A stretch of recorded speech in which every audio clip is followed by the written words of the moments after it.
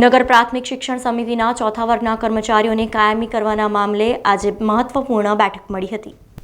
વડોદરા મહાનગરપાલિકા સંચાલિત નગર પ્રાથમિક શિક્ષણ સમિતિના 570 જેટલા ચોથા વર્ગના કર્મચારીઓને કાયમી કરવાના મામલે આજે પાલિકાની વડી કચેરી ખંડેરાવ માર્કેટ ખાતે સ્થાયી સમિતિ સભાખંડમાં મહત્વપૂર્ણ બેઠક મળી હતી।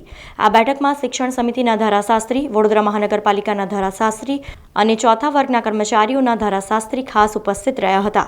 પાલિકાના સ્થાયી સમિતિના અધ્યક્ષ ડોક્ટર શીતલ મિસ્ત્રીના અધ્યક્ષસ્થાને આ બેઠક મળી હતી, જે બેઠકમાં શિક્ષણ સમિતિના અધ્યક્ષ નિશિત દેસાઈ, શાસન અધિકારી, પૂર્વ અધ્યક્ષ મિનેશ પંડ્યા સહિત જવાબદાર લોકો ઉપસ્થિત રહ્યા હતા।